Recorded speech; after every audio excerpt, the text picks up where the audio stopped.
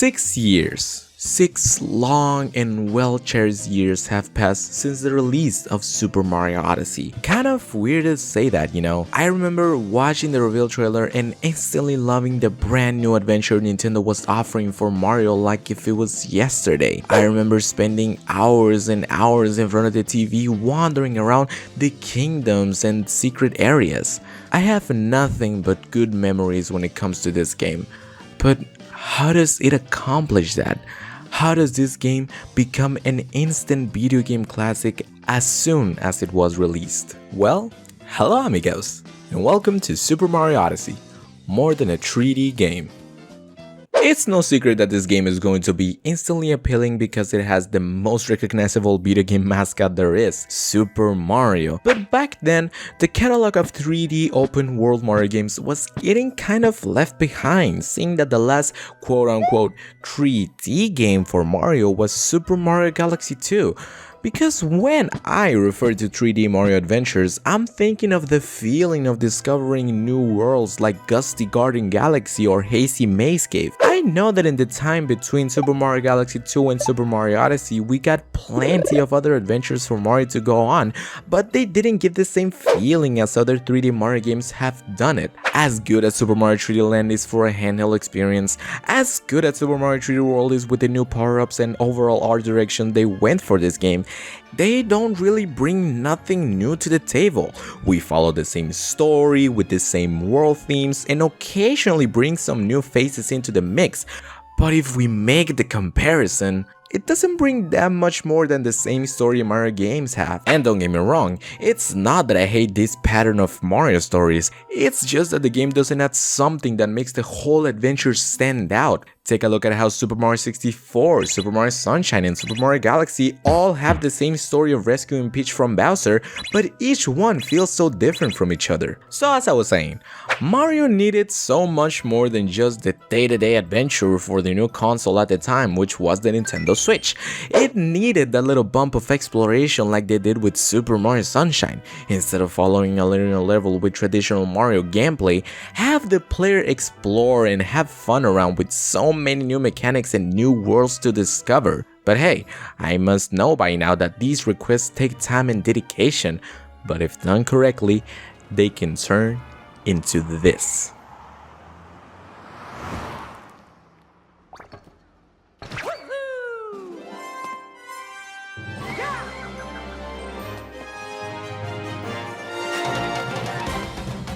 Super Mario Odyssey was first revealed in early 2017 and it took the world by storm because, as I mentioned, people were literally begging for a new 3D adventure like Super Mario 64 or Super Mario Sunshine, have total freedom of the level, and as soon as Mario came out of that pipe, everyone had the same reaction: 3D Mario is back. Nobody in a million years would have guessed that this was a Mario trailer, but seeing Mario literally interact with anything of this world in so many ways is what got people engaged. And the craziest part of this is that this is just the tip of the iceberg when it comes to Super Mario Odyssey. This is just pure gameplay, but still, people were wishing for this game to drop. It was something that was long forgotten in 3D Mario games at the time: the freedom. And when I mean that this is just the tip of the iceberg, I'm not exaggerating. The way they managed to take the world by storm with the second trailer is so geniusly thought out. Not only are you bringing back the same feeling you made with earlier games, but also Nintendo brought to the table a new mechanic that expands more on the idea of getting to do whatever you want to do. And this mechanic is called Cappy. Cappy is such a perfect way to introduce this new mechanic of possessing everything in Super Mario Odyssey. If we take a look at the first trailer, we can see that the mechanic of jumping onto our head was already being developed, but it would seem a little bit weird that our soul hat can make the jump. So bringing a new companion into this adventure like they have done in Super Mario Galaxy with Luma or Super Mario Sunshine with Flood totally connects the dots of this new mechanic. And speaking about this new mechanic, being able to control a bullet bill, a Goomba, a chain chomp, a hammer bro, and many more enemies from the Mario universe, it's the first thing we think when we get introduced to Cappy. But to possess a frog, a dinosaur, a car, a traffic cone, a tank, and Yoshi, now that is what total creative freedom looks like. The gameplay on Super Mario Odyssey is so well thought out for a fresh new experience that doesn't overthrow the standard Mario moves that we have had throughout the years, but also doesn't make Cappy unnecessary or only required in certain areas. With so many possibilities of possessions, the ideas for levels are possibly endless. How about one where you're facing a giant boss and defeat him with his own hands? Or play a race as one of these guys to get the tournament reward, or as I've mentioned, possess a tank to defend the city. Or how about in underwater levels, possess a Cheep Cheep to not worry about breathing underwater, stack a tower of Goombas to reach a certain goal, or literally become a tree. Just a tree, And alright, I hear you all. I know some of these are just for the haha look, I'm a Bowser statue and do nothing more than 5 seconds of possession experience, but it's the thought that makes this game much funnier and appealing to people. Take for example the speedy rocket nozzle from Super Mario Sunshine that haha yeah sure you go really fast, but you wouldn't be using this to travel since you would bump over and over with the buildings and it's only used in specific scenarios. Take a look at how Super Mario Galaxy power-ups only last a certain amount of time since it would totally overthrow the idea of hitting the enemies with the new spin mechanic. That's not my only defense to this point though, because I feel these quote-unquote pointless possessions give so much personality to the experience. It's so much cool to think of possessing a rock instead of moving it manually, and the amount of these fun possessions is small compared to the ones that actually give a purpose to the player. So to say that this is totally unnecessary is an exaggeration in my opinion. And it's even more of an exaggeration when you see the new worlds they were offering with this game. At first glance it might look like the typical put Mario out of his comfort zone like a city theme stage or a desert theme stage, but these new kingdoms go further than that. Much further than that. And you don't got to explore that deep on this game to find out what I'm referring to. Take a look at the first kingdom you ever set foot onto. The Cap Kingdom, where we first meet Cappy. The music that is used, the grayscale that is done on this scenario, and the overall ambience this kingdom does as a presentation feels nothing Mario-like. There is no vibrant colors or giant acorn trees at the beginning, but it's so well fitting since you are truly embarking on a brand new quest with full new characters. So it really gives the whole feeling of being lost and alone on a whole new world, but at the same time it gives the player that curiosity to find out everything about this new world. It keeps encouraging the idea of throwing Cappy literally everything and see what happens. The Cap Kingdom might just be one of my favorites just because it does a really good job at introducing everything about Super Mario Odyssey. It gets you really into this moveset Mario has had throughout the years, but hasn't really been brought back into a 3D environment. It throws the idea of throwing Cappy over and over. It encourages to explore literally anything that is reachable with or without Cappy. Oh yeah, and it also works as a way to introduce the new allies of Bowser, the Brutals. Who, while on one side they are going back to their roots to revive the 3D sandbox feeling for Super Mario, there is the other side of the spectrum where we get to see new things, like these new allies that are along Bowser, the Brutals, which are just the Koopalings but rabbits. And it's nothing I necessarily have a thing to discuss. I mean, after all, we've been introduced to way crazier characters, so after their explanation, you just kind of roll with it, I mean, thank God it wasn't Boom Boom or Pom Pom, right? Fair enough. But don't get too excited just now, because this is just the beginning of the game. What if I told you that on Super Mario Odyssey at some point you are catching the boss's attention by turning into meat? At some other point you are fighting Bowser on the sky. At some other point you are reliving the past by celebrating the city festival with Pauline herself. In others you are exploring the literal depths of the Forest Kingdom. At some other point you're just enjoying the cool summer breeze that the Beach Kingdom offers. What if I told you that at some point you are fighting a little dragon out of nowhere? And I know that I've already mentioned Bowser, but what if I told you that at some point you are fighting him on the moon? The moon! The creative liberty they took with this game when creating the kingdoms is insanely huge. At first glance they might look like they're ordinary Mario levels, but each one has something that stands them out so much. Each one has a super weird task that you need to complete to move on the story. Each kingdom has silly little creatures and villagers like robots that take care of the plants, little humans passing by, whatever that thing is, and Mexicans. They have Mexicans. All of these weird tasks and weird characters fall into a category of you don't even ask anymore of why is that really happening. Everyone kind of accepts when the Sand Kingdom opens up being covered with ice. Everyone kind of accepts this new village filled with racers. Everyone kind of accepts this, whatever this thing is, as a boss fight, because at the end of the day, it's a new world that they are offering. A new world that is not that distant from the Mario universe for it to be completely weird, but it's still something that feels new for both Mario and us. As I've said, the main purpose of this game was to bring back the idea of freedom, and the layout of the kingdoms truly screamed that thought. Again, let's take a look back at the Cap Kingdom, the first ever obstacle the game puts in front of you. At first thought, you might say the frogs are the only option, but if well done, you could get all the way above without frogs and it's totally acceptable. This happens with every single other obstacle on this game.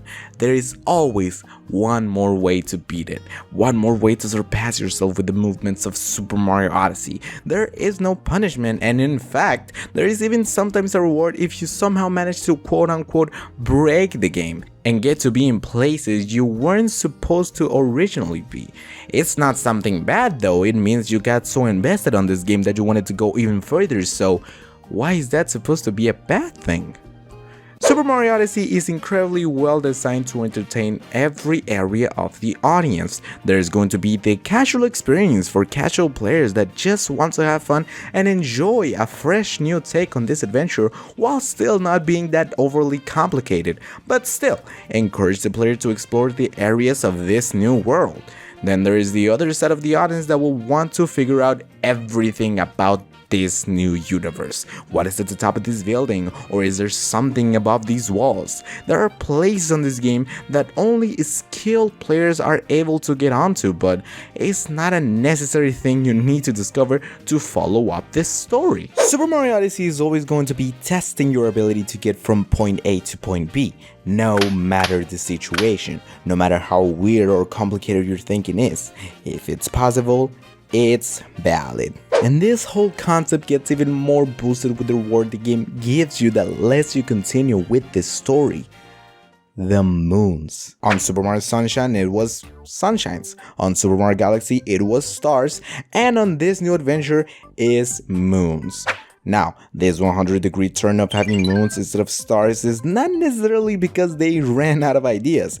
In comparison of the Sunshine in Mario Sunshine, which only appears at the end of a level and whenever you get one you instantly teleport back onto Delfino Plaza, the moons on Super Mario Odyssey are literally everywhere. Ground pound here, boom, a moon. Jump the rope 30 times, boom, a moon. Crack a walnut, boom, a moon.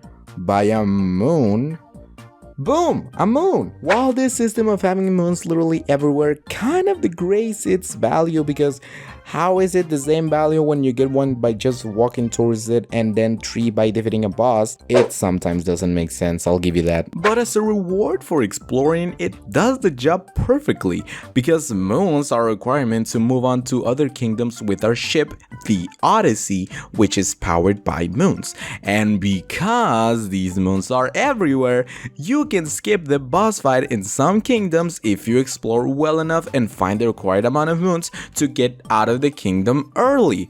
And guess what? It's totally acceptable. So, if you don't want to fight a specific boss in a kingdom for some reason, you can give yourself the task to explore the moons around the world.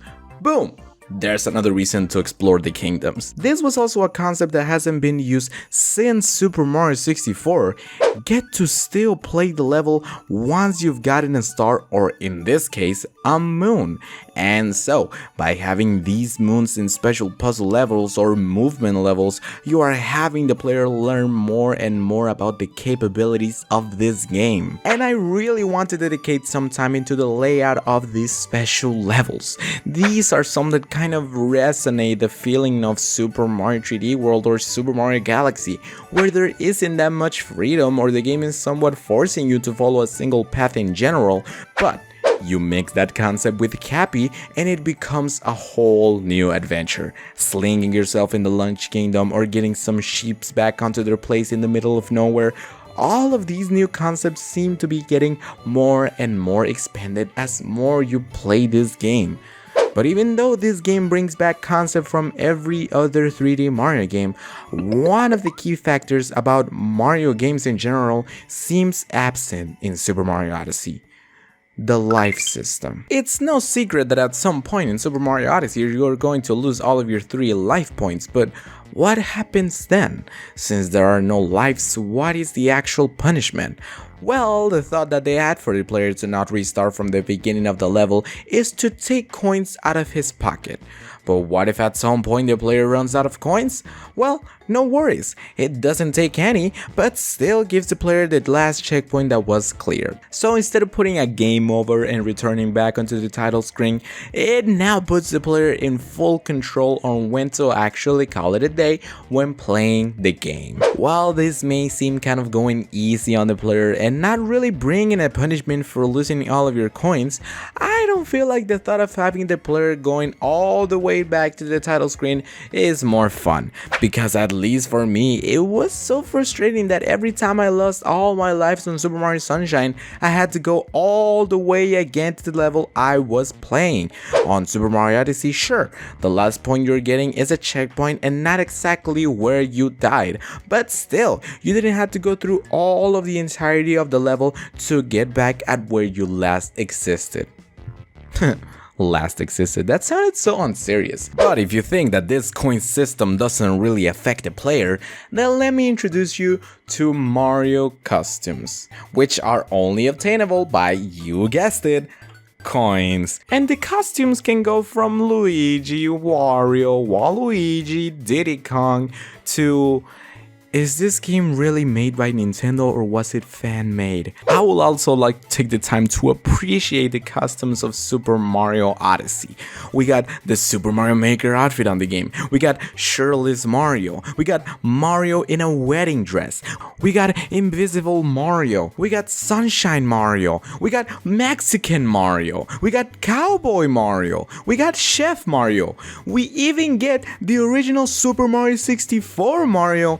And even the metal cap version? But you know what's crazier than that? We got 8-bit Mario. This is what I mean when I say that Mario fans ate good with this fan service to this game.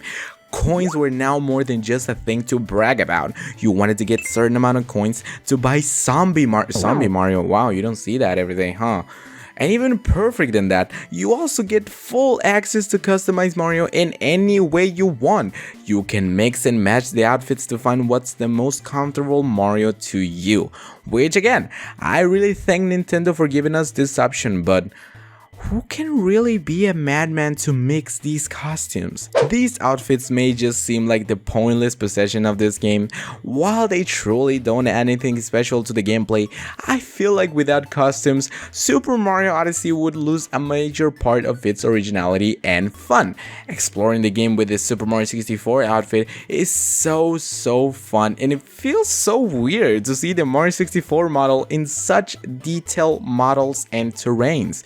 But it's such a beautiful detail to those players that have wanted this experience back in Mario games. And hey, it's not only regular coins that are special on Super Mario Odyssey. If you look to the right of our coin counter, we can see that there's a special coin counter for each kingdom. These are known as purple coins, which are unique to every kingdom. These are also a factor for the exploration of this new world, since there are only 100 on every kingdom, and with them you can buy special rewards like a New Donk City where you can buy a gold Pauline figurine, or in the Moon Kingdom where you can buy a replica of the moon, as well as stickers from the many kingdoms for the Odyssey. But some of these coins can also really test your thinking of exploring. Maybe from an angle they look impossible to get, but maybe, just maybe, with the right amount of wall jumps, they are obtainable. And while it would have been really cool to get to customize our Odyssey the way we want it instead of being automatic,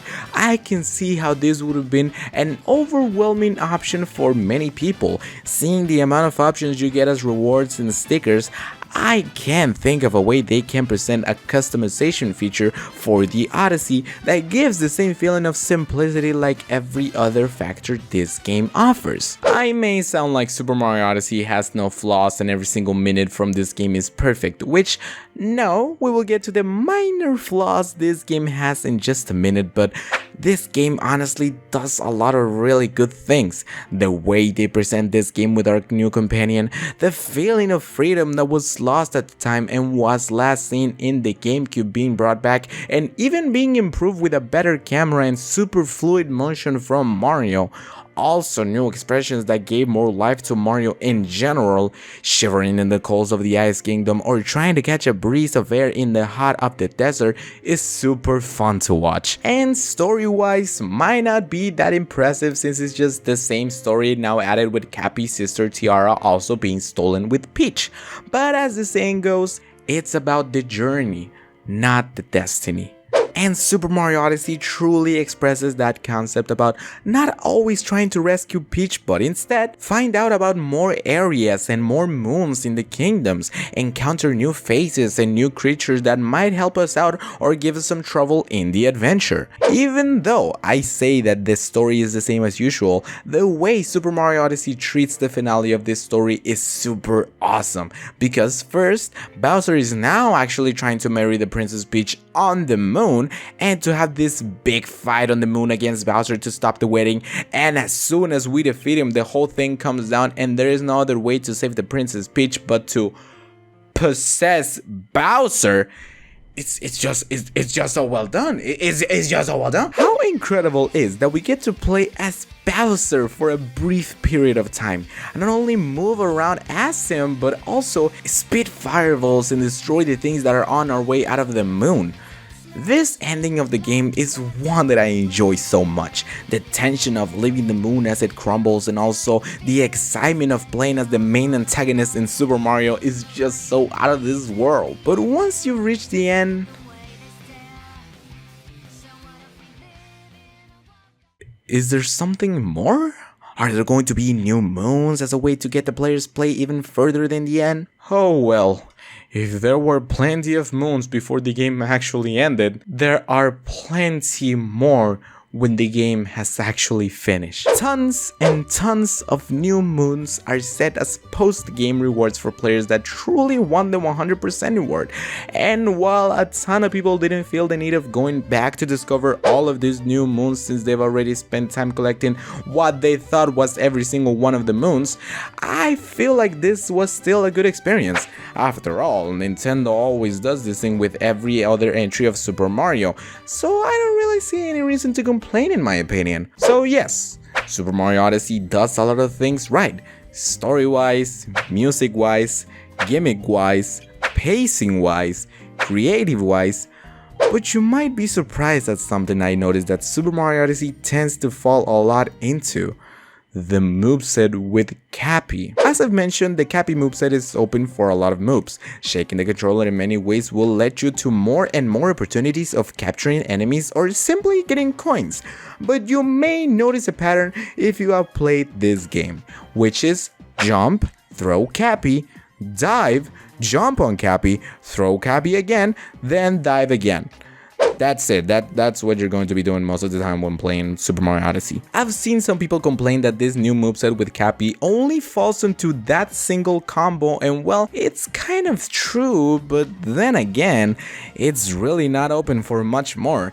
As cool as it would have been to somewhat implement a combo with the tornado move or with the long jump, it doesn't really feel that fluid as the dive combo. And what if this combo alone is the move that distinguished Super Mario Odyssey? Just like the spin move is the move of Super Mario Galaxy, or Flood is the whole moveset of Super Mario Sunshine. While the concept has potential for more, much more than just this combo alone, we have to understand that it's the first game ever with this feature, so of course it's going to be somewhat scuffed in the beginning. So yes, the moveset can fall into the same combo over and over and over, and well, you get the idea. It's a tiny flaw on this big wacky universe. Is there another flaw in Super Mario Odyssey that keeps it from becoming a perfect game? Yes, one flaw. No DLC or mention ever again of this game for the past 6 years. I know we got the Customs DLC, I know we got Luigi's Balloon World, but all of that felt more like things that were missing from the actual game than actual DLC. Costumes were already here, so this was nothing more than to bring back players to see 8-bit Mario on Super Mario Odyssey. And I've got to say that Luigi's Balloon World did brought back a major part of the community to reward the players for hours and hours of exploration with the Balloon Hunter minigame, which, in my opinion, is a really great way to keep finding more and more spots of this game and also see how fast you can get to the actual point of the balloon. Luigi's Balloon World was challenging, but somehow really fun. But that's it. Is that all of this game has to offer? No going back to other entries like Bianco Hills or Bava Battlefield, no new kingdoms that we get to play and try to figure out more movesets, no more new possessions or things like that. As I've started the video, it has been 6 long and well cherished years since Super Mario Odyssey, but that little thought hasn't left my head. Are we ever going to see the return of this game and this concept? Because there are things for other people like level design wise or moveset wise that need to be polished, but for me, I just want to feel more from this amazing experience. With only 15 new kingdoms that they offer in this entry, who knows what more can they pull off if there ever is going to be a sequel for this game. Super Mario Odyssey does not only bring me joyful hours with intriguing mechanics and many ways to beat plenty of levels, it also brings me peace and just a relaxing time while traveling to different kingdoms, enjoying the New Donk City Festival, get to the very tippy top at Bowser's Kingdom, or just take a nap at Princess Peach's castle. I know this game has the potential to have another installment just like how Super Mario Galaxy had a sequel on the same console, but who knows? Maybe some of the greatest things in life are once in a lifetime.